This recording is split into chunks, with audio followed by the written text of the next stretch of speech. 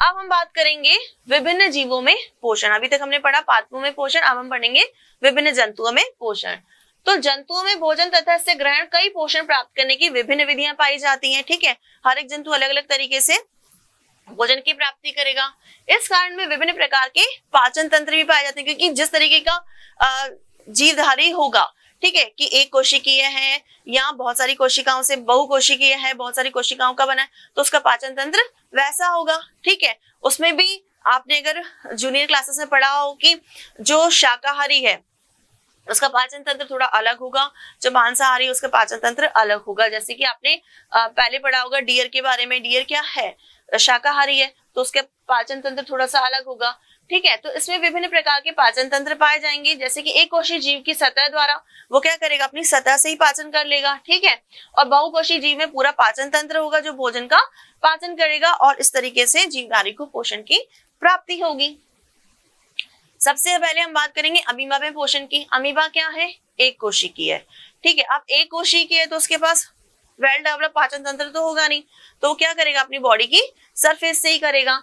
ठीक है, तो ये क्या करेगा, सर्वहारी जंतु है, सब खा लेगा। ठीक है, इसके पाचन के लिए विशिष्ट संरचना है तो उसके पास होती नहीं है, तो ये क्या करेगा, समभोजी प्रकार का अंतः कोशिकीय पोषण इसमें पाया जाएगा, जो कि अंगुली नुमा प्रवर्धों यानी सुडोपोडिया या कूट पादप द्वारा होता है। जनरली क्या करता है कि जो अमीबा होता है, ठीक है, इसे आसपास थोड़ा सा भी कहीं फूड दिखता है, फील होता है, तो ये क्या करता है, अपनी जो सरफेस है, शरीर की जो सतह है, इसको, अब इसके पास कोई अलग से हाथ पैर तो है नहीं कि पकड़ के भोजन को लाएगा, तो ये क्या करता है, अपने शरीर की सतह को फैला के क्या करेगा, इसके चारों तरफ इस तरीके से फैल जाएगा। जैसे कि सुडोपोडिया क्या बनेगा, कूट पादप बनाएगा और इस फूड को अपने अंदर की तरफ ले लेगा।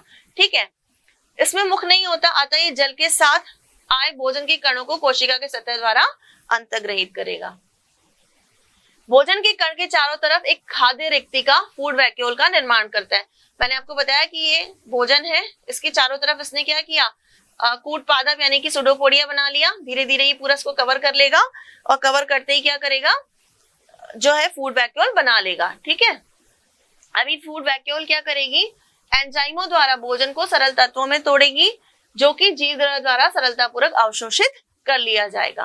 ठीक है, इस प्रकार को इस प्रोसेस को जो है अवशोषण कहेंगे।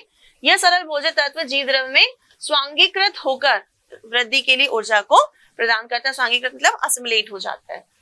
इसके बाद अपचित भोजन कोशिका झिल्ली द्वारा बाहर कर दिया जाता है। अब इसके पास क्योंकि कोशिका अलग से कोई सिस्टम, कोई ऑर्गन तो है नहीं कि जिसके थ्रू ये बचे हुए अपशिष्ट पदार्थ को यानी अपचित पदार्थ को शरीर से बाहर निकालेगा, उसमें भी क्या करेगा, अपने भोजन की अपने शरीर की ऐसी झिल्ली द्वारा ऐसे खोलेगा और अवशिष्ट पदार्थ को बाहर फेंक दिया जाएगा।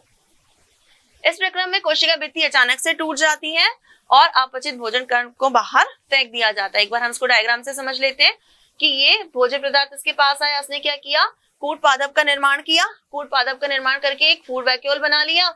इसके अंदर अभी क्या होगा, फूड वैक्यूल क्या करेगी, एंजाइम्स को रिलीज करेगी और ये फूड पार्टिकल टूटेगा छोटे छोटे पार्ट्स में, और ये जो प्रोटोप्लाज्म है इसको अवशोषित जीवद्रव्य इसको अवशोषित कर लेगा। इसके बाद जो अपचित पदार्थ बचे हैं उस अपशिष्ट को शरीर की जो झिल्ली है इसकी ये टूट जाएगी और अपशिष्ट को बाहर निकाल देगी। अब हम बात करेंगे सबसे इंपॉर्टेंट मानव के पोषण के बारे में कि मानव में पोषण किस तरीके से होता है। ठीक है, तो देखिए मानव क्या करेगा, हमें पता है कि मानव जो है भोजन को दूसरों से प्राप्त करेगा। ठीक है, दूसरों से कैसे प्राप्त करेगा, यानी कि पादप यानी फूड प्रोडक्ट, प्लांट प्रोडक्ट भी खाएगा तो मांस को भी खाएगा, दोनों तरीके का खाना वो खा सकता है। तो इसमें क्या होता है, मानव में एक पूरा पाचन तंत्र होता है जिसके द्वारा उसके खाए हुए भोजन का पूरी तरीके से पाचन होता है। चलिए इसके बारे में बात करते हैं कि भोजन के रूप में ग्रहण किए गए जटिल पदार्थों को शरीर द्वारा प्रयोग में लाए जाने के लिए उपयुक्त सरल रूप में अपघटित करने की क्रिया पाचन क्रिया कहलाती है। पाचन क्रिया क्या है, जो भी खाद्य पदार्थ आपने खाया है उसे सरल पदार्थों में तोड़ना, उन पाचन पोषक तत्वों का एब्जॉर्प्शन करना, ये पूरा क्या कहलाता है, पाचन क्रिया। इस क्रिया को क्रियान्वित करने के लिए मानव शरीर में एक संपूर्ण तंत्र पाया जाता है, जो कि मैं आपको ऑलरेडी बता चुकी हूँ। इसे पाचन तंत्र कहते हैं। पाचन तंत्र में भोजन का पाचन विभिन्न प्रकार के पाचक विकिरणों यानी कि एंजाइम्स के द्वारा किया जाता है। इन्हें क्या कहेंगे हम, डाइजेस्टिव एंजाइम्स भी कहेंगे। इस पाचक एंजाइम्स का श्रावण पाचन तंत्र में उपस्थित पाचक ग्रंथियां यानी कि डाइजेस्टिव ग्लैंड्स करती हैं। तो चलिए अब हम एक बार देख लेते हैं मनुष्य के पाचन तंत्र के बारे में। फूड कहाँ से खाएगा, भोजन कहाँ से लिखाएगा, मुख से। ठीक है, तो हम कह सकते हैं कि मानव में पाचन तंत्र स्टार्ट ही कहाँ से हो रहा है, मुख से स्टार्ट हो रहा है, क्योंकि सबसे पहले फूड कहाँ जा रहा है, मुख में जा रहा है, माउथ में जा रहा है। अब यहाँ पे इसके मुख में अंदर बक्कल कैविटी के अंदर क्या है, दांत भी हैं, जीवा भी है, इसके साथ साथ यहाँ ऊपर तालू की तरफ लाल ग्रंथियां भी हैं। तो ये सब क्या करेंगी, जो भोजन उसने अपने मुख में रखा है सबसे पहले इसका डाइजेशन यहीं से स्टार्ट होगा। कैसे स्टार्ट होगा कि जो भोजन उसने मुख में रखा उसे सबसे पहले जो दांत है वो क्या करेंगे, छोटे छोटे पार्टिकल्स में तोड़ेंगे। ठीक है, इसके बाद जीवा में सलाइवा, माउथ में जो उसकी बक्कल कैविटी है इसमें क्या होगा, सलाइवा भी होगा। तो ये सलाइवा के साथ क्या होगा, वो फूड मिक्स होगा, मिक्स होके कहाँ जाएगा, इस ग्रसनी में जाएगा। ठीक है, ये ग्रसनी में यानी ईसोफेगस में चला गया, ग्रास नली में चला गया। अब यहाँ से क्या होगा, पेरिस्टाल्टिक मूवमेंट के थ्रू फूड इस तरीके से जाता है, जैसे ये आपकी भोजन नली है। ठीक है, तो यहाँ से ये फूड पार्टिकल है, ये यहाँ की तरफ गया तो पीछे वाली क्या हो जाएगी, नली सिकुड़ेगी और नीचे की तरफ, क्योंकि भोजन नीचे की तरफ जा रहा है तो ये नीचे की तरफ फैलती जाएगी। ठीक है, जैसे जैसे ये भोजन आगे बढ़ेगा ऊपर की नली सिकुड़ती जाएगी, आगे की चौड़ी होती जाएगी और भोजन जो है नीचे की तरफ चला जाएगा। फिर भोजन किस में जा रहा है आपका, स्मॉल इंटेस्टाइन में स्मॉल से, सॉरी लार्ज इंटेस्टाइन से लार्ज से स्मॉल में, स्मॉल से फिर इसका जो डाइजेशन है कंप्लीट होके हो जाएगा। अब हम इसके बारे में डिटेल में पढ़ लेते हैं। सबसे पहले भोजन जाएगा आहार नाल में। ठीक है, तो मानव की आहार नाल जो होती है कम से कम 8 से 10 मीटर तक लंबी होती है, जो कि मुख द्वार यानी कि मुख से स्टार्ट, माउथ से स्टार्ट होकर एनस तक फैली होती है। इसी में सारे इसके ऑर्गन्स होते हैं जिसमें फूड का डाइजेशन होता है। विभिन्न भागों में अलग अलग व्यास होता है। ठीक है, अब सबसे पहले हम बात करेंगे सबसे पहले इसके ऑर्गन की, जैसे कि मुख व मुख गुहिका कहा जाएगा, यानी कि माउथ एंड बक्कल कैविटी। अब देखिए मुख क्या है, एक अनुप्रस्थ काट के रूप में मानव के शरीर में प्रेजेंट होगा। इसमें दो मांसल, ये हमारे दो मांसल हैं और चल होठ, हमारे पास लिप्स भी हैं, ये घिरा रहता है। मुख द्वार पीछे की ओर मुख गुहिका, ठीक है, मुख गुहिका में खुलता है। इस मुख गुहिका की निचली सतह पर एक मांसल जीवा यानी कि टंग होती है, जो पीछे की ओर जुड़ी हुई होती है और आगे से स्वतंत्र होती है, इसी वजह से हम बोल भी पाते हैं। साथ ही मुख गुहिका बाईं तथा दाईं और गालों से घिरी रहती है, ये हमारे गालों से घिरी रहती है। अतः मुख गुहिका की दीवारें गालों तथा फर्श जीवा के द्वारा बनी होती है। तो मुख गुहिका किससे बना है, अंदर गालों से और फर्श जीवा से बना होता है। अब हम बात करेंगे मुख गुहिका की जो छत होती है यानी तालू कहलाती है। ये तालू जो होता है मुख गुहिका तथा श्वसन मार्ग यानी कि रेस्पिरेटरी पाथ को अलग करती है। अब आप यहाँ देखिए तालू के अग्रभाग में अस्थियां होती हैं। ठीक है, ये जो तालू हम देख रहे हैं, कोमल तालू है, कठोर तालू है, तो इसके अग्रभाग में क्या होती है, अस्थियां होती हैं। इस भाग को कठोर तालू कहा जाता है। ये कठोर तालू हो गया। यहाँ पे क्या दिखाई दे रही है, हमें अस्थियां दिखाई दे रही हैं। जबकि तालू का पश्च भाग, ये पीछे की तरफ हम आएंगे, यहाँ पे आप अपना मुंह खोलेंगे, मुंह अपने स्ट्रक्चर को समझने की कोशिश कीजिएगा कि ये हमारा ऊपरी जबड़ा है। ऊपरी जबड़े में यहाँ दांत है, दांत के पीछे क्या है, ऊपर की तरफ आप टच करके देखेंगे तो तालू है। ये इस तालू में क्या मिलेंगी, हमें अस्थियां मिलती हैं, इसकी वजह से थोड़ा सा कठोर होता है। पीछे आप की तरफ जाएंगे तो ये कैसा होगा, कोमल तालू होगा। इसका निर्माण उपास्थि यानी कार्टिलेज से होता है। कोमल तालु का पश्चिम भाग काक या अलिंजीवा के रूप में मुख्य गुहिका तथा ग्रसनी गुहा के मध्य में लटका रहता है। इसके समीप लसिका उत्तक के बने टॉन्सिल्स या गल तुंडिका स्थित होते हैं। सुने ना आपने टॉन्सिल्स, तो टॉन्सिल्स क्या होते हैं, जो कि ग्रसनी गुहा के मध्य में लटके रहते हैं। ठीक है, अब हम बात करेंगे मुख्य गुहिका में निम्नलिखित महत्वपूर्ण अंग पाए जाते हैं, जैसे कि दांत। जो भोजन आपने खाया वो क्या होगा, दांतों द्वारा छोटे छोटे भागों में तोड़ दिया जाएगा। मुख गुहिका में दोनों जबड़ों के किनारों पर दांतों की पंक्तियां पाई जाती हैं। मानव में पाए जाने वाले दांतों की निम्नलिखित विशेषताएं होती हैं। एक होते हैं गर्तदंती, ये दांत हड्डियों की खांचों में दसे रहते हैं। ठीक है, दूसरे होते हैं विषम दंती। ये क्या करेंगे, मानव के एक जबड़े में विभिन्न प्रकार के दांत पाए जाते हैं। ये जो हमारे दांत हैं क्या ये सब एक जैसे नहीं है, सब अलग अलग तरीके के हैं। तो कौन कौन से होंगे, कृंतक, रदनक, अग्रचर्वणक व चर्वणक। यह स्थिति मानव को विषम दंती बनाती है, यानी विषम दंती यानी उसकी जितने भी दांत हैं वो अलग अलग तरीके के हैं। अब बात करेंगे हम द्विबार दंती की। तो अग्रचर्वणक के अतिरिक्त मानव के सभी दांत जीवन काल में 2 बार निकलते हैं, यानी कि प्रीमोलार्स जो होते हैं वो एक ही बार निकलेंगे, बाकी सारे जो कैनाइन्स हैं, इंसीजर्स हैं, मोलार्स हैं वो जीवन काल में 2 बार निकलते हैं।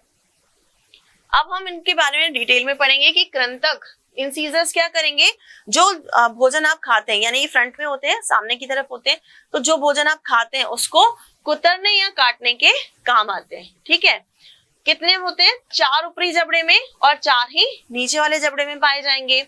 दूसरे होते हैं रदनक यानी कि कैनाइन्स। ये क्या करते हैं, जो इंसीजर्स होते हैं उनके जस्ट नेक्स्ट वाले, अगले वाले इनसे जो जुड़े हुए सटे हुए नुकीले धारदार दांत होते हैं जो भोजन को चीरने या फाड़ने का काम करते हैं। ठीक है, कोई भी चीज आप जो ऐसे चीर फाड़ के खाते हैं तो जनरली मांसाहारी लोगों के काम में आता है कि उसको चीरने फाड़ने के काम के लिए वो इस तरीके से खाते हैं। तो रदनक यानी कि कैनाइन्स जो होते हैं वो क्या करते हैं, सबसे पहली बात तो कहाँ प्रेजेंट होंगे, कृंतक यानी कि इंसीजर्स के नेक्स्ट होते हैं, और ये जो होते हैं नुकीले और धारदार होते हैं, भोजन को चीरने या फाड़ने का काम करते हैं।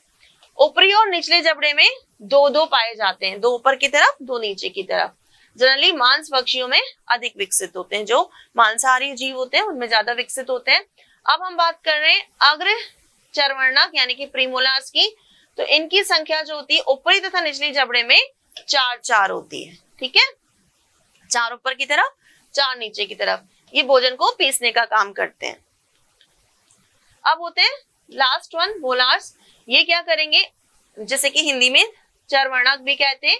ये ऊपरी तथा निचले जबड़े में 6 होते हैं, 6 ऊपर की तरफ 6 नीचे की तरफ। इनका शिखर अधिक चौड़ा और उभार युक्त होता है। ये भोजन को पीसने का काम करते हैं, इस तरीके से होते हैं, ये देखे होंगे आपने। ठीक है, तो ये क्या है, थोड़े चौड़े होते हैं और भोजन को पीसने का काम करते हैं। इस तरीके से आप देख सकते हैं ये विभिन्न प्रकार के दांतों की संरचना है। अब हम बात करेंगे दंत सूत्र की, कि हमें जनरली पता है कि मनुष्य में, एडल्ट में, ठीक है, वयस्क मनुष्य में जनरली 32 होते हैं दांत। कैसे होंगे, इसका एक सूत्र बनाया गया है कि 4 प्रकार के दांतों की संख्या को एक समीकरण द्वारा, यानी जैसे कि दंत सूत्र भी कहते हैं, इसके द्वारा रिप्रेजेंट करते हैं। जैसे इंसीजर, कैनाइन्स, प्रीमोलार्स, मोलार्स। ये क्या हो गए, ऊपरी जबड़े के, अपर जॉ के, और ये नीचे वाले जॉ के, यानी इंसीजर, कैनाइन्स, प्रीमोलार्स और मोलार्स। इनको, इसकी संख्या यानी ऊपर जितने प्रेजेंट होंगे नीचे जितने प्रेजेंट होंगे उनको 2 से मल्टीप्लाई कर लेंगे तो हमारे पास टोटल 32 दांत मिलेंगे। जैसे इंसीजर, ऊपर वाले जबड़े में 2, नीचे वाले जबड़े में 2, कैनाइन्स, ऊपर वाले जबड़े में 1, नीचे वाले में 1, प्रीमोलार, ऊपर 2 नीचे 2, मोलार्स, ऊपर 3 और नीचे वाले जबड़े में भी 3। तो ऐसे करके ऊपर वाले जबड़े में कितने हुए, 8, और नीचे वाले जबड़े में भी कितने हो गए, 8। तो 8 मल्टीप्लाइड बाय 2 यानी कि 16। ऐसे ही 8 मल्टीप्लाइड बाय 2 यानी कि 16। तो 16 प्लस 16 कितने हो गए, 32। इस तरीके से वयस्क यानी एडल्ट का जो दंत सूत्र है वो इस प्रकार से निकाल सकते हैं कि उनके पास 32 दांत होते हैं। शिशु का दंत सूत्र निकालने के लिए इंसीजर्स उसके पास कितने होंगे, 2 होंगे, कैनाइन्स 1 होगा, प्रीमोलार्स होंगे ही नहीं, और मोलार्स जो होंगे 2 होंगे। फिर इसके बाद नीचे ए जबड़े में भी 2 इंसीजर, 1 कैनाइन, प्रीमोलार्स नहीं होंगे, मोलार्स 2 होंगे। तो इस तरीके से ऊपर वाले जबड़े में 5 हो गए, नीचे वाले जबड़े में 5, 5 2 जा 10 एंड 5 2 जा 10। तो 10 प्लस 10 20 टीथ किसके पास होंगे, शिशु के पास। शिशुओं में दूध के दांत 20 होते हैं, इसमें मुख्यतः अग्रचर्वणक दांत नहीं पाए जाते, यानी कि प्रीमोलार्स इनमें अनुपस्थित होते हैं। अब हम बात करेंगे जीवा की, जो कि मुख में प्रेजेंट है, मुख गुहिका में प्रेजेंट है। ठीक है, तो मुख गुहिका यानी कि बक्कल कैविटी में जो जीवा पाई जाती है, ये कैसी, इसका स्ट्रक्चर आप देख सकते हैं कैसी है, लंबी है, ठीक है, चपटी है और मांसल संरचना है, यानी मस्कुलर है। किसी की जीभ में हड्डी है क्या, नहीं होती है, ये मस्कुलर होती है, इसमें बोन्स नहीं पाई जाती है। यह मुख की ओर स्वतंत्र और अंदर की ओर सतह से जुड़ी होती है, यानी मुख की ओर से स्वतंत्र, यहाँ से जो एंट्रेंस है माउथ का, यहाँ से स्वतंत्र है, फ्री है, कहीं से अटैच नहीं है इसलिए हम बोल भी पाते हैं, लेकिन पीछे की तरफ ये अटैच्ड होती है, जुड़ी हुई होती है। जीवा इच्छानुसार कार्य करती है। जीवा की श्लेष्म कला, श्लेष्म यानी म्यूकस का स्त्रावण करती है। ये क्या करती है? श्लेष्म का स्त्रावण करती है, जो जीवा को गीला बनाए रखने में सहायक होता है। हम जो भी आप अपने फील करते होंगे, माउथ आपका हमेशा गीला रहता है, जब भी ड्राई होने लगता है तो हम क्या करते हैं, फिर पानी भी पीते हैं, ठीक है। लेकिन इस जो हमारी जीवा है, इसे गीला बनाए रखने का काम कौन करता है? म्यूकस करता है। जीवा के ऊपरी भाग पर 4 प्रकार की स्वाद कलिकाएं यानी टेस्ट बड्स पाई जाती हैं। मनुष्य में जीवा का जो अग्र छोर होता है, आगे की तरफ हमें कौन सा टेस्ट मिलता है? मीठे का। पीछे की तरफ कड़वे का। जब भी हम कुछ खाते हैं, अगर हम कुछ स्वीट खा रहे हैं, स्वीट्स खा रहे हैं, मिठाई खा रहे हैं, तो हमें मुंह पे रखते ही, आगे रखते ही, टंग पे रखते ही फील आ जाता है कि हम कुछ मीठा खा रहे हैं। तो टेस्ट कैसे पता चलता है? क्योंकि अग्र छोर पर आगे की तरफ मीठे की टेस्ट बड्स होती हैं। कड़वा कुछ खा रहे हैं तो थोड़ा खाने के बाद हमें लास्ट में जाके पता चलता है, जब वो फूड जो है, फूड पार्टिकल्स जो है वो सलाइवा के साथ मिक्स होकर पीछे तक जाते हैं, तब जाके हमें उसका टेस्ट पता चलता है कि वो कड़वा है। साइड में क्या होगा? खट्टे का, और आगे के छोर में थोड़ा सा पीछे की तरफ हमें नमकीन का स्वाद पता चलता है, क्योंकि यहाँ की टेस्ट बड्स यहाँ प्रेजेंट होती हैं। जीवा भोजन को पीसने, लार को मिलाने, भोजन को निकलने तथा बोलने में सहायता करती है। अब हम बात करेंगे लार ग्रंथियों के बारे में, यानी कि सलाइवरी ग्लैंड्स के बारे में। 3 जोड़ी लार ग्रंथियां जो होती हैं, पृथक वाहिनियों द्वारा मुख गुहिका में खुलती हैं, जिनका विवरण आगे पाचक ग्रंथियों में आपको मिलेगा। अब हम बात करेंगे ग्रसनी यानी कि फेरिंग्स की। मुख गुहिका का पिछला भाग ही ग्रसनी कहलाता है, यानी कि फेरिंग्स कहलाता है, जो कि 12 से 14 सेंटीमीटर लंबी होती है। याद रखिएगा स्ट्रक्चर इसका कैसा होगा? ये कीपाकार नली होगी। कैसी होगी? कीपाकार होगी, जो वायु और भोजन का सहमार्ग होती है, ठीक है। हमें पता है कि यहाँ पे हमारी फूड पाइप भी जा रही है और यहाँ पे हमारी रेस्पिरेशन वाली पाइप, रेस्पिरेटरी पाइप भी जा रही है, तो वायु और भोजन का सहमार्ग है यहाँ पे। इसके अतिरिक्त ये बोलते समय ध्वनि की गूंज को उत्पन्न करने में सहायता करती है। ग्रसनी में अंदर एक बड़ा छिद्र होता है, जो कि निगल द्वार यानी गुलेट कहलाता है। इसके पास ही श्वास नली का छिद्र होता है, जिसे कि ग्लोटिस भी कहा जाता है, और ग्लोटिस पर लटकी हुई पत्ती के समान इसमें उपास्थीमा यानी कार्टिलेजिनस घाटी ढापन यानी एपिग्लोटिस होता है, जो भोजन निगलते समय घाटी द्वार को ढक लेता है। अब ये देखिए यहाँ पे ये इस तरीके से एक ढक्कन होगा, एपिग्लोटिस होगा, जो क्या करेगा, जो आप भोजन खा रहे हैं उसको सिर्फ इसको ढक देगा, तो श्वास नली में ना जाकर कहाँ जाएगा? सिर्फ भोजन नली में जाएगा, ठीक है। ये आपकी श्वास नली है, ये आपकी भोजन नली है। तो यहाँ पे एपिग्लोटिस क्या करेगा? फूड इधर से भेज देगा, इसको ढक देगा, ताकि श्वास नली में ना जाकर भोजन जो है सिर्फ भोजन नली में जाएगा, ठीक है। इसके बाद ग्रसिका या ग्रास नली यानी ईसोफेगस हम बात करते हैं। यह कैसी होगी? पतली होगी, पेशीय, संकोचनशील और लगभग 23 से 27 सेंटीमीटर लंबी होती है। ग्रसनी निगल द्वार द्वारा आहार नाल के दूसरे भाग यानी कि ग्रास नली में खुलती है। अभी हमने पढ़ा था ना, ये ग्रसनी जो थी वो किसमें खुलेगी? जो है आहार नाल के दूसरे भाग यानी कि ग्रास नली में खुल रही है। इसकी दीवार में पाचन ग्रंथियां नहीं होती हैं। ध्यान रखिएगा कि ये जो ग्रास नली होती है हमारी ग्रसिका, इसमें पाचन ग्रंथियां नहीं होती हैं, यानी किसी तरीके का एंजाइम रिलीज नहीं होगा यहाँ पे, परंतु श्लेष्म ग्रंथियां उपस्थित होती हैं, जिससे भोजन क्रमाकुंचन द्वारा फिसलता हुआ अमाशय में पहुंचता है, स्टमक में जाएगा। तो कैसे जाएगा? मैंने आपको बताया था कि इस तरीके से जो प्रोसेस होगा क्रमाकुंचन, यानी कि पहले ये फूड पार्टिकल है, तो ये फूड पार्टिकल जब आगे की तरफ बढ़ेगा तो ये ऊपर वाली कैसी हो जाएगी? सिकुड़ जाएगी, और आगे की नली जो है चौड़ी होती जाएगी। ये सिकुड़ गई, ये चौड़ी होती चली जाएगी जैसे जैसे फूड पार्टिकल आगे बढ़ेगा, जब तक ये अमाशय में ना पहुंच जाए। इस प्रोसेस के थ्रू ये चलेगा। एक पेशी व संकोचनशील छिद्र द्वारा अमाशय में इसके खुलने को नियंत्रित करता है। अब हम बात करेंगे अमाशय यानी कि स्टमक की। तो ये 25 सेंटीमीटर लंबा आहार नाल का सबसे चौड़ा थैलीनुमा भाग होता है, जो कि जे के आकार का होता है। कैसा होगा चिल्ड्रन?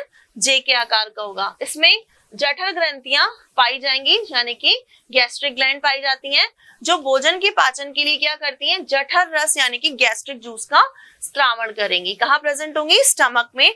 जो जठर ग्रंथियां होती हैं वो क्या करती हैं? जठर रस यानी कि गैस्ट्रिक जूस का स्त्रावण करती हैं। प्रत्येक व्यक्ति के अमाशय यानी स्टमक की दीवार में लगभग 3.5 करोड़ जठर ग्रंथियां होती हैं। अब आप सोचिए कितनी सारी जठर ग्रंथियां होती हैं। जठर रस में हाइड्रोक्लोरिक एसिड, बड़ा ही घातक एसिड होता है, ये क्या करता है, भोजन को पचाने का काम करता है, ठीक है। पेप्सिन, लाइपेज नामक विकर यानी कि एंजाइम्स पाए जाते हैं। तो आपको ध्यान रखना है कि हमारे स्टमक यानी कि आमाशय में क्या प्रेजेंट होता है, जो जठर ग्रंथियां होती हैं वो क्या करती हैं, जठर रस का स्रावन करती हैं, और इसकी दीवार में कम से कम कितनी जठर ग्रंथियां होंगी, 3.5 करोड़, ठीक है। ये जो जठर रस है, जिसे कि हम गैस्ट्रिक जूस भी कहते हैं, ये क्या करता है, भोजन के पाचन का काम करता है। कैसे करेगा, क्योंकि इसमें क्या प्रेजेंट होगा, हाइड्रोक्लोरिक एसिड प्रेजेंट होगा, पेप्सिन प्रेजेंट होगा, लाइपेज प्रेजेंट होगा, ये एंजाइम्स हैं, ठीक है ना। ये क्या करेंगे, भोजन को पचाने का काम करेंगे। जो भोजन आपने खाया उसे पचाएगा कौन, हाइड्रोक्लोरिक एसिड, पेप्सिन, लाइपेज। जैसे ही भोजन जाता है हाइड्रोक्लोरिक एसिड से मिक्स हो जाता है, पेप्सिन को बोलता है भाई जागो, फूड आ चुका है, लेट्स स्टार्ट डाइजेशन। तो ये क्या करेंगे, उसको डाइजेस्ट करना स्टार्ट करेंगे। अब देखिए जो हमारा आमाशय है यानी जो स्टमक है, उसके 4 भाग होंगे। सबसे पहला होगा कार्डियक भाग। आमाशय का जो ऊपरी भाग होते हैं, जिसमें ग्रास नली खुलती है, जो भी ये आपकी ग्रास नली आ रही है वो जिस आमाशय में खुल रही है, ये जो ऊपरी भाग होता है, यहाँ भोजन का आगमन कार्डियक संकोचन यानी कार्डियक संकोचन द्वारा नियंत्रित होता है। दूसरा भाग होता है इसका फंडिक भाग, ये आमाशय का मध्य भाग होता है, ठीक है, मध्य में जो भाग होगा। फिर आएगा पाइलोरिक भाग, यह आमाशय का निचला भाग होता है, नीचे की तरफ होगा, जो छोटी आंत में खुलता है। इसका अंतिम भाग जो है पाइलोरिक संकोचन द्वारा सुरक्षित रहता है। और जो लास्ट भाग है वो इसका शेषाग्र भाग है। जो तीनों भागों के अतिरिक्त बचा हुआ भाग होता है वो होता है शेषाग्र, क्योंकि नाम से ही पता चल रहा है शेषाग्र नहीं, जो बचा हुआ भाग है। अब देखिए आमाशय, ये हमने पढ़ लिया। आमाशय भोजन को कुछ समय के लिए अपने पास रखता है, ठीक है।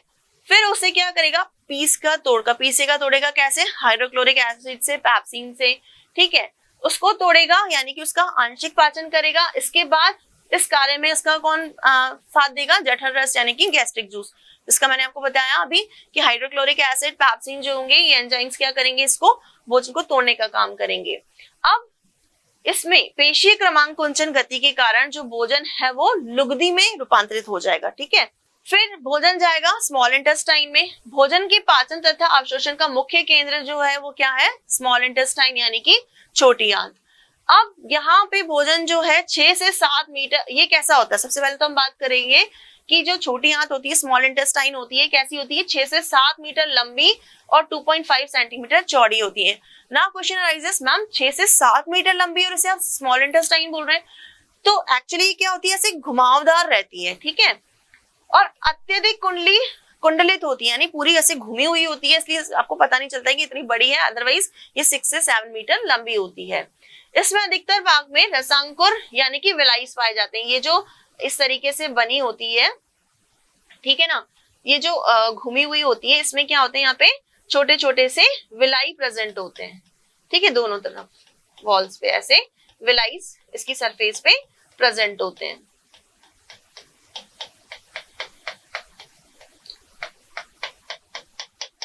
ठीक है, जो भोजन के पाचन तथा अवशोषण के लिए सहायक होते हैं। अब इसको भी हमने क्या है 3 भागों में बांट दिया। सबसे पहले आएगा ग्रहणी यानी ड्यूडेनियम। यह लगभग 25 सेंटीमीटर लंबी सी अथवा यू के आकार की होती है। इसमें पाचक एंजाइम्स को स्रावित करने वाली ग्रंथियों का अभाव होता है। इसमें पाचक एंजाइम स्रावित नहीं होते क्योंकि इसमें ग्रंथियों का अभाव होता है। इसमें ग्रहणी ग्रंथियां तथा ब्रूनर ग्रंथियां पाई जाती हैं जो श्लेष्म का स्रावण करती हैं। यहाँ पित्त वाहिनी द्वारा पित्त रस और अग्नाशयी वाहिनी द्वारा अग्नाशयी रस आकर कायम में मिल जाते हैं। ठीक है, फिर उसके बाद आएगा जेजुनम यानी कि मध्यांत्र। नीचे की ओर ग्रहणी मध्यांत्र में खुलती है जो लगभग 2.4 मीटर लंबी कुंडलित नलिका होती है ये भी। ठीक है, तथा इसका व्यास जो होता है 4 सेंटीमीटर का व्यास, मतलब इसकी जो चौड़ाई होती है 4 सेंटीमीटर होती है। अब आएगा हमारे पास शेषांत्र यानी इलियम। मध्यांतर लगभग 3.4 मीटर लंबी कुंडलित नलिका में खुलती है जिसको छोटी आंत का अंतिम हिस्सा होता है। ठीक है, इसकी दीवार मध्यांतर से पतली होती है। यह छोटी आंत का सबसे लंबा भाग होता है। यह बड़ी आंत के उंडुक या सीकम में खुलता है। छोटी आंत के इस भाग में रसांकुर उपस्थित होता है जो कि पचे भोजन के अवशोषण को कई गुना बढ़ा देता है। यानी कि कुल मिला के हम ये कह सकते हैं कि यहाँ शेषांत्र में जो है जो भी भोजन का डाइजेशन हुआ है उस छोटी आंत के इस भाग में जो रसांकुर हैं वो क्या करते हैं, पचे हुए भोजन का अवशोषण कर लेते हैं।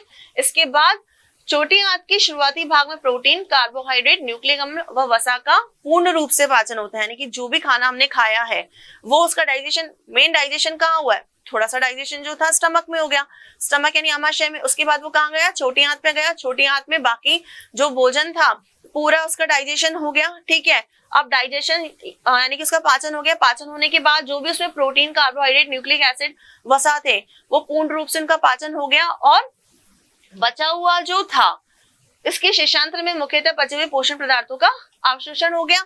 अब इसके बाद भोजन कहाँ जाएगा, बड़ी आंत में। उसके बाद आहार नल का अंतिम भाग होता है ये, और लगभग 1.5 मीटर लंबा होता है और 4.7 सेंटीमीटर चौड़ा होता है। इस भाग में पचे हुए शेष भोजन का और जल का अवशोषण होता है। तो आपको समझ में आया, जो भोजन आपने मुख से खाया था वो जब भोजन नली से होता हुआ स्टमक में गया तो स्टमक में जो हाइड्रोक्लोरिक एसिड था, पैप्सिन था, उसने भोजन को छोटे छोटे टुकड़ों में तोड़ा, थोड़ा सा पाचन वहां स्टार्ट हुआ। उसके बाद भोजन गया हमारी स्मॉल इंटेस्टाइन में, जहां पर उसका स्मॉल इंटेस्टाइन के विभिन्न भागों में उसका पूरा तरीके से पाचन हो गया। उस पाचन में जो भी भोजन में जो भी कार्बोहाइड्रेट, प्रोटीन, वसा थे उनका पाचन हो गया। उसके बाद जो बचा हुआ भोजन था, ठीक है, वो कहाँ चला गया, हमारा जो आहार नाल यानी भोजन नली थी उसके अंतिम भाग यानी कि बड़ी आंत में चला गया। तो इस भाग में पचे हुए शेष भोजन, जो भी भोजन का जो पाचन स्मॉल इंटेस्टाइन में हुआ था, उसके बाद जो भी बच गया, ठीक है ना, उसका शेष भोजन का और जो जल उसमें बचा हुआ है उसका अवशोषण किसमें हो जाएगा, बड़ी आंत यानी कि लार्ज इंटेस्टाइन में। साथ ही अपच भोजन को शरीर से बाहर निकाल दिया जाएगा। छोटी आंत तथा बड़ी आंत के संधि स्थल पर एक शेषांत्र उपंडुकीय कपाट होता है। ठीक है, अब बड़ी आंत जो थी, इस बड़ी आंत को भी 3 भागों में बांटा गया है। कैसे, उंडुक या सीकम, यह लगभग 5 से 8 सेंटीमीटर लंबी नली होती है। ये छोटी आंत तथा बड़ी आंत के मिलने के स्थान पर एक उंगली सदृश नलिका जुड़ी रहती है, जैसे कि क्रमीरूप परिशेषिका कहते हैं। मानव में यह अवशेषी अंग है। कभी कभी इस परिशेषिका में भोजन के कण पहुंच जाते हैं, जिसके सड़ने पर इसमें सूजन आ जाती है और व्यक्ति अपेंडिसाइटिस रोग से ग्रसित हो जाता है। दूसरा भाग है इसका कॉलन। यह उल्टे यू के आकार की नलिका होती है जो 1.3 मीटर लंबी होती है और ये 4 खंडों में बटी होती है, जैसे कि आरोही खंड, अनुप्रस्थ, अवरोही और सिग्माइड खंड। कॉलन जगह जगह से फूला हुआ रहता है और जिसे हॉस्ट्रा कहते हैं। ठीक है, अब हम बात करेंगे रेक्टम यानी कि मलाशय। बड़ी आंत का अंतिम भाग क्या है, रेक्टम है, यानी कि जो भी अपशिष्ट है वो कहाँ चले गए, अब मलाशय में, जो लगभग 15 सेंटीमीटर लंबा होता है। मलाशय की भित्ति बहुत पतली होती है। मलाशय का अंतिम भाग जो होता है गुदानाल यानी कि एनल कैनाल कहलाता है, जो एक वृत्ताकार गुदा या मलद्वार द्वारा शरीर से बाहर खुलती है। तो इस प्रकार से हम कह सकते हैं कि मनुष्य में जो हमने पाचन तंत्र पढ़ा वो कहाँ से स्टार्ट हुआ, माउथ से स्टार्ट हुआ। जो भोजन आपने खाया मुख में गया, मुख में छोटे छोटे पार्टिकल्स में टूटा दांतों के थ्रू और सलाइवरी ग्लैंड से रिलीज सलाइवा से मिक्स होकर कहाँ गया, भोजन नली में, भोजन नली से स्टमक में, स्टमक में उसका थोड़ा डाइजेशन हुआ। उसके बाद फूड गया स्मॉल इंटेस्टाइन में जहाँ उसका कंप्लीट डाइजेशन हुआ। उसके बाद बचा हुआ भोजन जो है लार्ज इंटेस्टाइन में गया, जहाँ उसमें से वाटर और जो थोड़े बहुत न्यूट्रिएंट्स बचे थे वो भी अवशोषित कर लिए गए। उसके बाद जितना भी अवशिष्ट पदार्थ था वो मलाशय में चला गया। मलाशय की भित्ति में उपस्थित चषक कोशिकाएं जो होती हैं तथा अवशोषी कोशिकाएं मलाशय की दीवार तथा मल को चिकना तथा लसलसा बनाए रखती हैं। मलाशय में मल उपस्थित जल का पुनः अवशोषण हो जाता है। तो ये तो हमने पढ़ा उसके डाइजेस्टिव सिस्टम के बारे में। अब हम बात करेंगे पाचक ग्रंथियों के बारे में। तो सबसे पहले हम बात करेंगे लाल ग्रंथियां। तो मनुष्य में 3 जोड़ी लाल ग्रंथियां पाई जाती हैं जो लगभग डेली 1.5 लीटर लार का स्रावण करती हैं। सबसे पहले हम बात करेंगे कर्णपूर्ण ग्रंथि। चेहरे के दोनों पार्श्व भागों, कान और कपोलों के पीछे स्थित होती हैं। स्टेंसन की नलिका भी के द्वारा मुख्य गुहिका में खुलती हैं। ठीक है, लार में जो श्लेष्म या लाइसोजाइम या टाइलिन नामक एंजाइम होता है जो मंड को पचाने में सहायक होता है, ये सबसे बड़ी लाल ग्रंथि होती है। कौन सी, कर्णपूर्ण ग्रंथि। इसके बाद है अधोहनु ग्रंथियां। ये निचले जबड़े के पश्चिम भाग में स्थित होती हैं। ये ग्रंथियां निचले कृंतक दांतों, नीचे जो कृंतक दांत हमने पढ़े थे उनके पास में वार्टन्स नलिकाओं द्वारा जीवा के नीचे खुलती हैं। इसके बाद आती हैं अधोजीवा ग्रंथियां।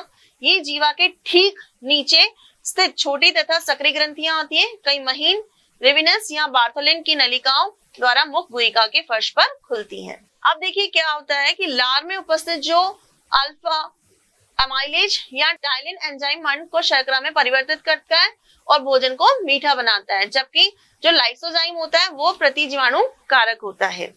अब हम बात करेंगे अमाशय या जठर ग्रंथियां। तो अमाशय की दीवार में निम्न प्रकार की जठर ग्रंथियां पाई जाती है। एक होती है कार्डियक, एक होती है फंडिक। कार्डियक ग्रंथियां जो होती है अमाशय के ऊपरी भाग में होती हैं, जो जिसमें ग्रास नली खुलती है। फिर होती है फंडिक ग्रंथियां जो अमाशय के मध्य भाग में, हमने अमाशय का स्ट्रक्चर पढ़ा था, उसके मध्य भाग में प्रेजेंट होती है, जठर रस बनाती है यानी कि गैस्ट्रिक जूस बनाती हैं। इसमें पैप्सिन, रेनिन नामक एंजाइम पाए जाते हैं। श्लेष्म पाया जाता है यानी म्यूकस पाया जाता है, गैस्ट्रिन पाया जाता है। इसके अतिरिक्त इस भाग की जो ग्रंथियां होती हैं वो हाइड्रोक्लोरिक एसिड का भी स्रावण करती हैं, जो कि गैस्ट्रिक जूस यानी जठर रस को अम्लीय माध्यम प्रदान करता है। यह माध्यम जठर रस में उपस्थित एंजाइम के क्रियान्वयन में हेल्प करता है। फिर आती है पाइलोरिक ग्रंथियां। इनसे केवल श्लेष्म का स्रावण होता है, जो विभिन्न पाचक रसों और हाइड्रोक्लोरिक अम्ल से अमाशय की दीवार की सुरक्षा करता है। जठर रस में उपस्थित एंजाइम मुख्यतः भोजन में उपस्थित प्रोटीन का आंशिक पाचन करते हैं। अब तीसरा आता है लिवर यानी कि यकृत। मानव शरीर की सबसे बड़ी ग्रंथि होती है, ठीक है। इसका भार लगभग 1500 ग्राम होता है। यह उदर गुहा में डायफ्राम के नीचे और अमाशय के ऊपर स्थित होता है। मानव की यकृत में 3 पालियां यानी लॉब्स होती हैं।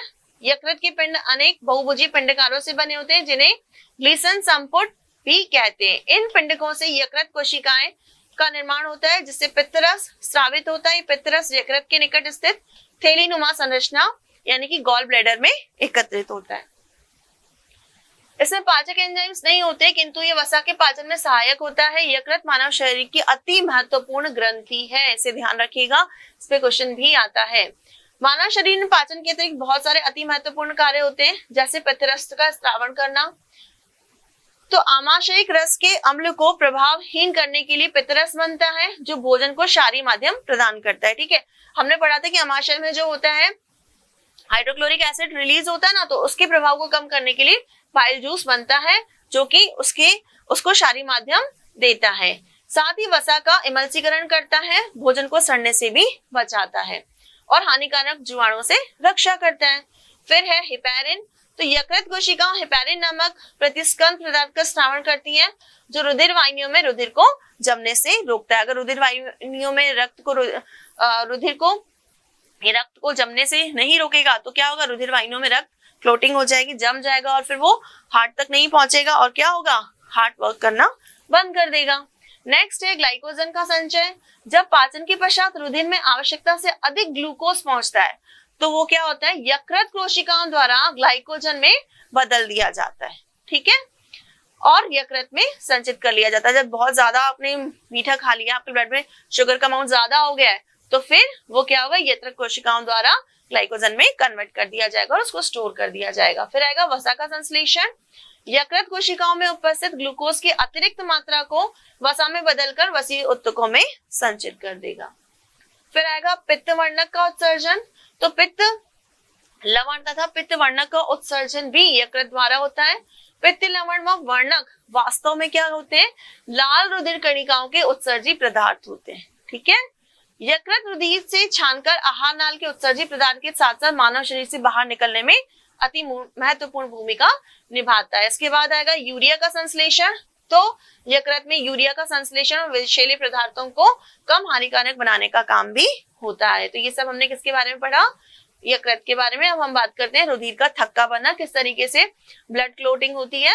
तो यकृत कोशिकाएं जो होती हैं प्रोथ्रोम्बिन, ध्यान रखिएगा, प्रोथ्रोम्बिन तथा फाइब्रिनोजन रुधिर प्रोटीन का संश्लेषण करती हैं, जो चोट लगने पर रुधिर का थक्का बनने का कार्य करता है।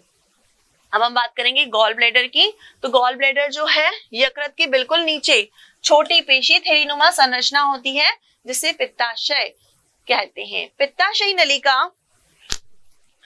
यकृत नलिका के साथ एक संयुक्त नलिका बनाती है जो यकृत से पित्त को पित्ताशय में ले जाती है।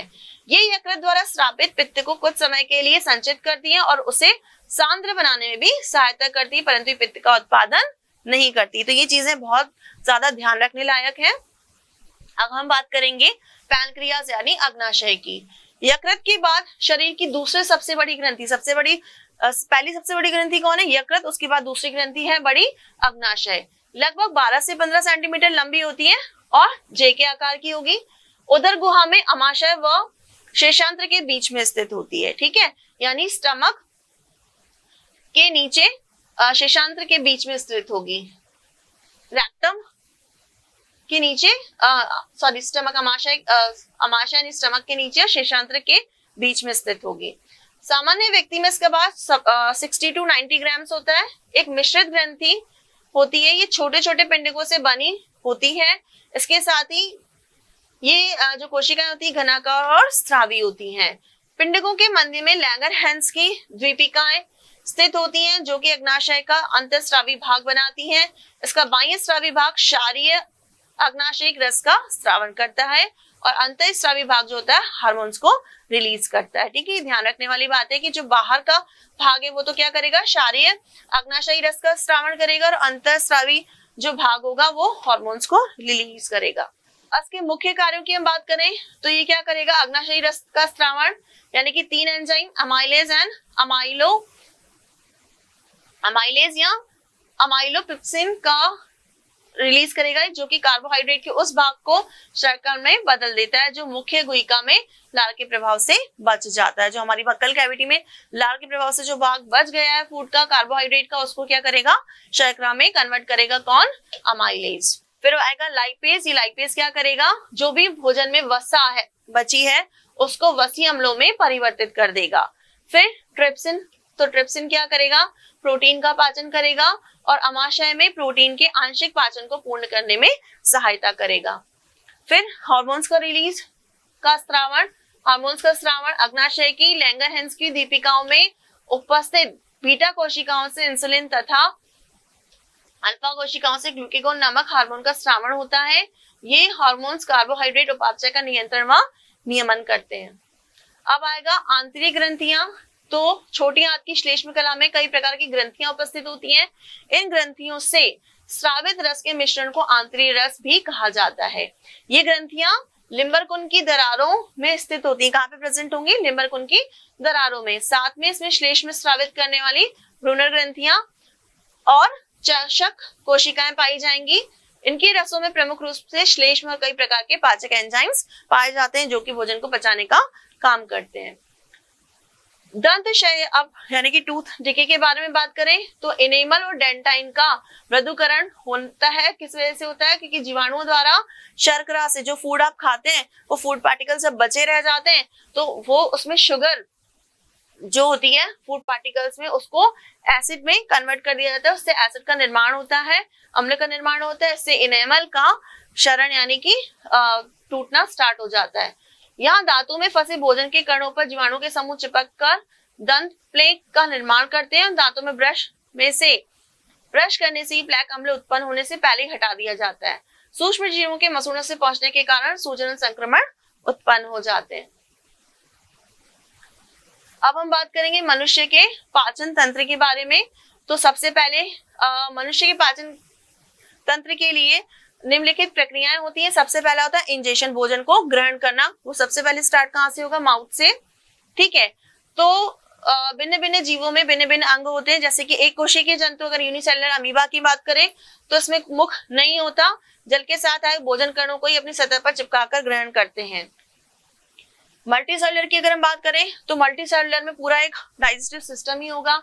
ठीक है, तो मुख से तो ये भोजन ग्रहण करेंगे और जैसे कि हाइड्रा स्पर्शकों द्वारा और मेंढक द्विशाखित जीवा द्वारा, पंछी चोंच द्वारा, मनुष्य मुख द्वारा भोजन को ग्रहण करेंगे। इसके बाद मुख में भोजन चबाकर उसका अंतर्ग्रहण यानी इंजेशन किया जाता है। इसके बाद जो फूड आपने खाया, इंजेशन के बाद सेकंड प्रोसेस होगा डाइजेशन। जो भोजन आपने मुख से खाया है वो कहाँ जाएगा?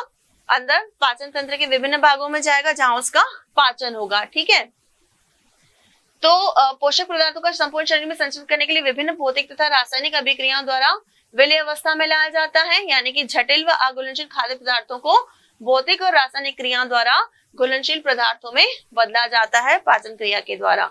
एक कोशिकीय जंतु की अगर हम बात करें तो इनमें पाचन एक ही कोशिका के भीतर पाचन खाद्य रिक्तिका फूड वैक्यूल्स के थ्रू हो जाएगा, और इसे अंतःकोशिकीय पाचन यानी कि इंट्रासेलुलर डाइजेशन भी कहा जाएगा, जो कि अमीबा में होता है। बहुकोशिकीय जंतुओं की अगर हम बात करें तो इनमें पाचन एक नलिकाकार आहार नाल में संपन्न होता है। अनेक पाचन ग्रंथियों से स्रावित पाचक रक्त की सहायता से भोजन का पाचन किया जाता है। ऐसे बाह्य कोशिकीय पाचन यानी एक्स्ट्रा सेलुलर डाइजेशन कहते हैं, जो कि मेंढक, मनुष्य, बंदर में होता है। मनुष्य में भोजन की प्रक्रिया दो भागों में होती है, एक होता है मैकेनिकल और फिजिकल डाइजेशन, जैसे कि यांत्रिक या भौतिक पाचन भी कहा जाता है। भोजन को चबाना, आमाशय में भोजन की लुगदी बनना, आहार नाल में क्रमांकुचन गति के कारण भोजन को आगे खिसकाना आदि सम्मिलित है।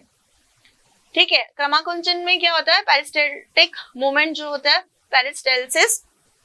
इसमें मैंने आपको पहले भी बताया था कि फूड, जैसे यहाँ फूड पार्टिकल है, ये आगे की तरफ बढ़ेगा तो पीछे जो नली है वो सिकुड़ जाएगी और वो आगे वाली नली चौड़ी होती चली जाएगी। ठीक है, फिर आता है रासायनिक पाचन यानी कि केमिकल डाइजेशन के अंतर्गत पाचन ग्रंथियों द्वारा स्रावित रस के विकर यानी एंजाइम्स जटिल घुलनशील पदार्थों को सरल घुलनशील इकाइयों में तोड़ देते हैं। तो पहला इसका डाइजेशन कहाँ होगा, मुख गुहिका में। मैंने आपको चैप्टर में जब डाइजेशन पढ़ाया था तब भी बताया था कि फूड जैसे ही आप खाते हैं तो उसका फर्स्ट डाइजेशन मुख में ही स्टार्ट हो जाता है। ठीक है, तो मुख द्वारा भोजन का जब आप इंजेक्शन यानी अंतःग्रहण करते हैं तो मुख में उपस्थित दांत भोजन को चबाते हैं और वहां पे प्रेजेंट जो लार ग्रंथियां होती है इनमें टाइलिन नाम का जो एंजाइम होता है वो क्या करता है, मंड को शर्करा में बदल देता है, और जो लाइसोजाइम होते हैं वो भोजन में उपस्थित हानिकारक जीवाणुओं को नष्ट कर देते हैं। लार का पीएच जो होता है 6.8 होता है, यानी कि मुख गुहिका में भोजन के पाचन से संबंधित विभिन्न क्रियाएं अम्लीय माध्यम में होंगी। ठीक है, और मुख गुहिका में जो जीवा होगी वो मनुष्य के स्वाद का अनुभव कराएगी। तो जो मुख गुहिका से भोजन ग्रास नली में होता है वो आमाशय तक पहुंचता है।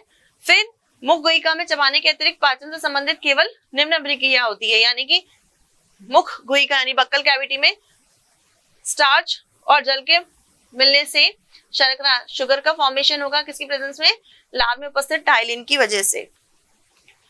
ग्रास नली में पाचन डाइजेशन एंड ईसोफेगस, ग्रास नली में पाचक एंजाइम्स अनुपस्थित होते हैं, ध्यान रखिएगा, और इसका मुख्य कार्य भोजन का सेवन करना होता है। अब हम बात करेंगे अमाशय में पाचन की। अमाशय में थैलीनुमा भाग होता है जिसमें एक बार अंतःग्रहण किया हुआ भोजन एकत्रित हो जाने के बाद अमाशय की भित्ति में उपस्थित जो जठर ग्रंथियां होती हैं यानी कि जो गैस्ट्रिक ग्लैंड्स होती हैं गैस्ट्रिक जूस यानी जठर रस को स्रावित करती हैं, और इसमें 97 से 99% जो होता है जल होता है, 0.2 से 0.5% हाइड्रोक्लोरिक एसिड होता है, पैप्सिन होता है, जठर लाइपेज होता है, रेनिन होता है, जो एक साथ पाए जाते हैं जिनकी पीएच 2 से 3.5 होती है, उसकी वजह से ये अम्लीय प्रकार के होते हैं। जठर रस में उपस्थित हाइड्रोक्लोरिक एसिड जो होता है वो क्या करेगा, निष्क्रिय पैप्सिन ओजन को सक्रिय पैप्सिन में कन्वर्ट कर देगा, बदल देगा, और इसके अतिरिक्त जो हाइड्रोक्लोरिक एसिड भोजन में उपस्थित जीवाणुओं को मार देगा। ठीक है, तो भोजन सड़ने से बच जाएगा। अब जो पैप्सिन है वो क्या करेगा, प्रोटीन पाचन एंजाइम है, क्योंकि प्रोटीन को पेप्टोन्स तथा पॉलीपेप्टाइड में तोड़ देगा। रेनिन की अगर बात करें तो ये निष्क्रिय रेनिन के रूप में स्रावित होता है। HCl के H+ आयन से क्रिया करके सक्रिय रेनिन का निर्माण करता है। यह एंजाइम दुग्ध प्रोटीन यानी केसीन को निम्न प्रकार से पचाने का काम करता है कि दुग्ध प्रोटीन क्या करेगा, रेनिन को जो है पचा देगा और पैरा कैसिनेट में कन्वर्ट कर देगा। यह शिशुओं में पाया जाता है और वयस्क में अनुपस्थित होता है। जठर लाइपेज की अगर बात करें तो इसके द्वारा वसा का आंशिक पाचन होता है। किस काम आता है, वसा के आंशिक पाचन करता है और वसा को ट्राइग्लिसराइड में तोड़ देता है।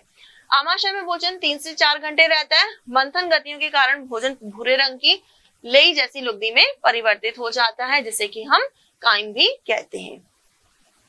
धीरे धीरे ग्रहणी में पहुंचता है। फिर अब बात करेंगे छोटी आंत में डाइजेशन कैसे होगा।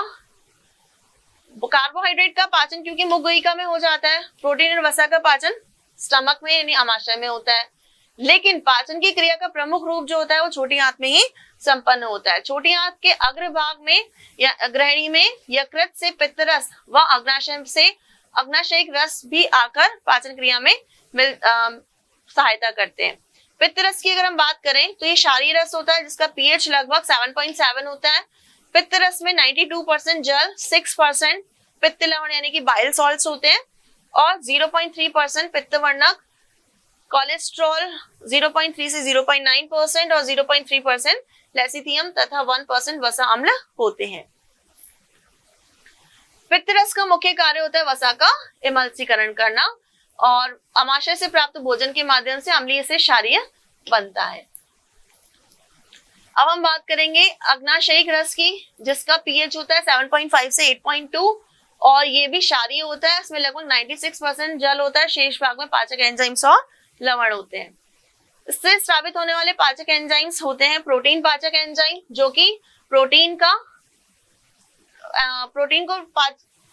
पाचक एंजाइम जो कि प्रोटीन का डाइजेशन करता है, ठीक है, जैसे कि ट्रिप्सिन, ये निष्क्रिय ट्रिप्सिनोजन रूप में स्रावित होता है तथा एंटीकाइनेज नामक हार्मोन की उपस्थिति में सक्रिय ट्रिप्सिन में बदल जाता है। इसके बाद होता है काइमोट्रिप्सिन जो तथा कार्बोक्सीपेप्टिडेज, ये क्या करेंगे, काइमोट्रिप्सिन निष्क्रिय काइमोट्रिप्सिनोजन के रूप में स्रावित होता है और ट्रिप्सिन इसे सक्रिय काइमोट्रिप्सिन में बदल देता है। कार्बोक्सीपेप्टिडेज पॉलीपेप्टाइड को अमीनो एसिड में तोड़ता है। कार्बोहाइड्रेट्स पाचक एंजाइम्स अग्नाशयिक रस में उपस्थित एमाइलेज नामक एंजाइम्स पॉलीसैकेराइड्स को डाइसैकेराइड्स में बदल देते हैं। फिर हम बात करेंगे वसा पाचक एंजाइम की, तो ये अग्नाशयिक रस से उपस्थित लाइपेज एंजाइम वसा का निम्न प्रकार से पाचन करता है, यानी एमल्सीकृत वसा को क्या करेगा, वसीय अम्ल और ग्लिसरॉल में कन्वर्ट कर देगा।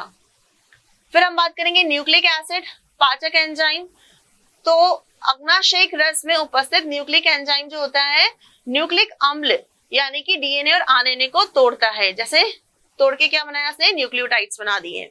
दोनों रसों के अतिरिक्त छोटी आंत में लिवर कुहन की दरारें आंतरिक रस का स्रावण करती है, इसके छोटी आंत की शुद्धांत में पाचन होता है। अब हम बात करेंगे आंतरिक रस की।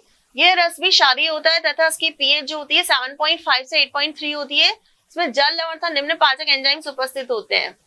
अब हम बात करेंगे इसके पाचक एंजाइम्स अर्थपचित भोजन पर निम्न प्रकार से क्रिया करते हैं। कैसे करेंगे कि जो सुक्रोज होगा उसको सुक्रेज एंजाइम कन्वर्ट करेगा ग्लूकोज और फ्रक्टोज में, लैक्टोज को लैक्टेज एंजाइम कन्वर्ट करेगा ग्लूकोज और गैलेक्टोज में, माल्टोज को maltose enzyme glucose and glucose में कन्वर्ट कर देगा। वासक त्वचा एंजाइम्स जो होंगे वसा को वसीय अम्ल और ग्लिसरॉल में कन्वर्ट करेगा, ठीक है। अब प्रोटीन पाचक एंजाइम जैसे कि पैप्सिन, ट्रिप्सिन एंड काइमोट्रिप्सिन और कार्बोक्सीपेप्टिडेज जो होंगे वो क्या करेंगे, पॉलीपेप्टाइड को अमीनो एसिड में कन्वर्ट करेंगे। नेक्स्ट है न्यूक्लियोटाइड पाचक एंजाइम्स, तो ये न्यूक्लियोटाइड्स को न्यूक्लियोसाइड्स और फॉस्फेट में कन्वर्ट करेंगे, ठीक है। इस प्रकार इन तीनों पाचक रसों की विभिन्न अभिक्रियाओं द्वारा छोटी आंत में भोजन का पूर्ण पाचन होता है। अब हम बात करेंगे जो भोजन का पाचन हुआ है उसके अवशोषण की, एब्जॉर्प्शन की। छोटी आंत के मध्यांतर में और शेषांतर में आंतरिक स्तर पर उपस्थित रसांकुर यानी विलाई, मैंने आपको बताए थे इस तरीके से छोटे छोटे प्रोजेक्शंस बने होते हैं, विलाई बने होते हैं, ठीक है। ये रुधिर व लसिका की कोशिकाओं का जाल होता है। मध्य भाग में आशीर वाहिनी तथा लैक्टियल्स नामक लसिका की कोशिका उपस्थित होती है। इसमें लसिका कोशिकाएं वसीय अम्ल तथा ग्लिसरॉल का अवशोषण करती हैं। फिर ये जो वसीय अम्ल होते हैं कुछ लवणों के साथ मिलकर संयोजित होकर अधश्लेष्म में यानी सबम्यूकस तक पहुंचते हैं और जहां से अम्ल ग्लिसरॉल के साथ जुड़कर पुनः वसा बिंदुओं का निर्माण करता है। लसिका वाहिनी द्वारा रुधिर वाहिनियों में खुलकर वसा बिंदुओं को वापस रुधिर में पहुंचा दिया जाता है। प्रोटीन, कार्बोहाइड्रेट, न्यूक्लिक एसिड के अंतिम उत्पादों का अवशोषण रसांकुरों में उपस्थित रुधिर केशिकाओं द्वारा होता है। फिर जो आहार नाल के सभी भागों से रुधिर एकत्रित होकर यकृत निवाहिका शिरा द्वारा यकृत तक पहुंच जाता है, यानी कि पचित भोजन अवशोषण के पश्चात रुधिर के द्वारा पहले कहाँ जाता है, लिवर यानी यकृत में जाता है, जहां कुछ पदार्थों का संचयन व कुछ को कोशिका के उपयोग में लाने लायक बनाया जाता है। इसके पश्चात रुधिर, लसिका, उत्तक द्रव्य भोज्य पदार्थों को प्रत्येक कोशिका तक पहुंचा दिया जाता है। अधिक मात्रा में आए हुए अमीनो एसिड को अमोनिया तथा यूरिया में तथा आवश्यकता से अधिक शर्करा को यकृत ग्लाइकोजन में बदल दिया जाता है और फिर से स्टोर करके रखा जाता है, जिससे रुधिर में भोज्य पदार्थों का संतुलन बना रहता है। अब हम बात करेंगे विलाई एंड माइक्रोविलाई की। तो जो रसांकुर यानी विलाई है वो छोटी आंत की आंतरिक श्लेष्म परत पर रसांकुर पाए जाते हैं, जो स्तंभाकार उपकला उत्तक से ढके होते हैं। आंत में होने वाले अवशोषण की सतह को थोड़ा बढ़ा देते हैं। सूक्ष्मांकुर यानी कि माइक्रोविलाई जो होते हैं वो सतही कोशिकाओं को बहुत से सूक्ष्मदर्शी सूक्ष्मांकुर निकलते हैं, जो आंत में अवशोषण हेतु सतह को अत्यधिक बढ़ा देते हैं। इनका काम क्या होता है, जब एब्जॉर्प्शन का काम होता है तो जो वॉल्स एंड स्मॉल इंटेस्टाइन की उन सतहों को बड़ा करने का काम होता है। अब हम बात करेंगे भोजन का स्वांगीकरण यानी एसिमिलेशन ऑफ फूड। पाचन के पश्चात जो भी जटिल भोज्य पदार्थ अत्यंत सरल और जल में विलय हो गया है, ठीक है, उससे क्या करेगा, कोशिका के जीव द्रव्य में उसका स्वांगीकरण कर लिया जाएगा। कहने का मतलब ये है कि जो भी आपने डाइजेशन का प्रोसेस पढ़ा है, जो फूड आपने खाया है उसको पूरा डाइजेशन हुआ है, डाइजेशन के बाद उसका एब्जॉर्प्शन भी हुआ है। तो अब बात है कि भोजन का स्वांगीकरण कैसे होगा। तो जो फूड डाइजेस्ट हुआ है उसका यानी जो सरल और जल में सरल पदार्थ में टूट गया है, जल में विलय हो गया है, अब क्या है कि आपकी कोशिका का जो जीव द्रव्य जो प्रोटोप्लास्ट है उसमें उसका स्वांगीकरण कर लिया जाता है, वो जीव द्रव्य उसे अवशोषित कर लेता है। अवशोषित ग्लूकोज कोशिकाओं में आंतरिक श्वसन द्वारा ऊर्जा का उत्पादन करता है तथा अमीनो एसिड प्रोटीन्स के निर्माण में सहायक होता है, जो कोशिकाओं के निर्माण, मरम्मत, वृद्धि आदि के काम आता है। अब हम बात करेंगे मल परित्याग या बहिक्षेपण की। तो जो बचा हुआ अपशिष्ट है, ठीक है, पूरा जो भोजन आपने खाया था उसका पूरी तरीके से पाचन हो चुका है, अवशोषण हो चुका है न्यूट्रिएंट्स का। अब जो बचा हुआ अपशिष्ट है वह शरीर के अंदर हानिकारक होता है, इसलिए उसे गुदाद्वार द्वारा बाहर, शरीर के बाहर भेज दिया जाता है, जिसे कि इजेशन कहा जाता है।